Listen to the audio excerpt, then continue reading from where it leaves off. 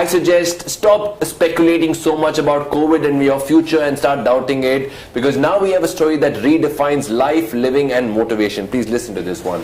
So I think, just like people going into COVID at the end of 2019, no one expected anything to go wrong. In fact, 2020 was supposed to be a great year, and for me on March 16, 2002 or before that, it was going to be a great life. I was born and raised in India, great parents, had a plan to go to the US, study, take over businesses, conquer the world.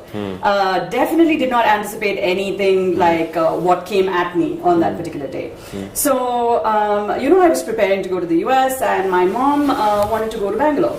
So I was like, this is very inconvenient. I have to study and I have to prepare SATs and whatever.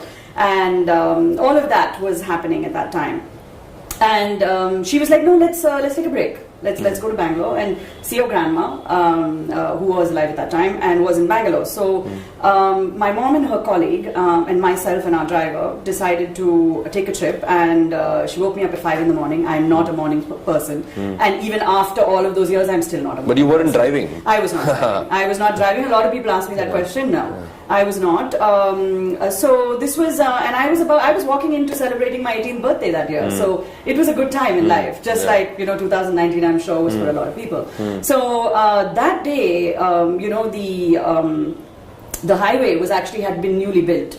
So the driver was having a good time, and you know how that goes. So at that time, cars didn't actually have airbags. That wasn't a rule. Correct. So we only had seatbelts. So I was wearing a seatbelt, and I guess I'd snoozed off in the front seat, and he had tried to run an intersection. So that's what happened, and he was going very fast, and a truck turned in, and we just, I just went straight into it. So, like I said, I kissed a bus, and it was not. That was a hard kiss. That was a hard one. A truck, actually. So what happened was, after that, kind of things just blew to smithereens, as a lot of people, I'm sure, maybe have read or maybe don't know. But I had upwards of 455 skull fractures, which means 455 skull fractures. Yeah. What I understand is your skull was like powder. It was. Parts of your skull were like powder. That's it. Yeah. And they couldn't, and I don't think they really knew anything at that time, so they moved us to CMC Vellore, where they did a bit of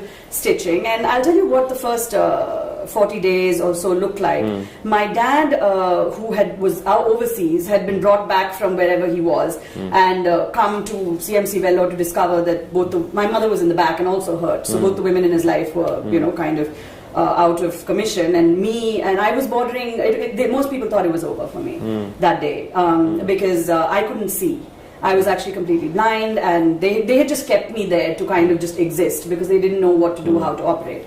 So the first 40 days that I can remember... Some people believed it was only a question of time. Some people believed that this is a case that's a question of time. Correct. Okay. Correct. I mean, it was kind of, when are we going to wrap this up? I mean, not to sound harsh about it, but I don't think there was anything anyone could really think of doing, because everything was a problem. The face was gone. I had my eyesight was gone neurally. It was a big issue. So my dad, my first memories though at that time was my dad saying, "This is your name.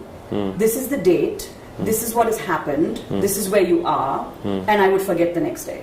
And he would say it. And the truth is, I find out later, was that he said this for day after day after day until I started to remember. And I think that was the journey where I started back, where I heard his voice and I was like, this is me, this is my name, this is, and then I started to collect my memories and stuff. And the first, obviously, initially when I was blind, I was just sort of, I was a chaotic patient. You lost your senses with that accident. Correct. So visually, you were absolutely blind? Fully, 100%. And today, if I can ask you, what is the vision that you carry with you? Today, I am still 75% blind. So I do not have any vision in my left eye, and I have only 25% vision in my So let the people eye. Understand what is 25%. Sometimes when you can see clearly, we don't understand the impact of 25%. Would this be like a car windscreen that has rain all over it without the wiper on? Would it be that, ma'am? No, it wouldn't. The analogy actually would be is that what I can see clearly, but I can see very little. Okay. So it's like I can see you, but I can't see like what Can you're you wearing. see CSK winning? You know what? As long as we can win mathematically, as long as it's possible, Anything's possible. It is possible. Okay, but It good. is definitely I'm possible. glad we're in close distance, and I'm sure with your 25% vision, you are showing people a new vision of life, which is the greatest vision possible. Let's go back.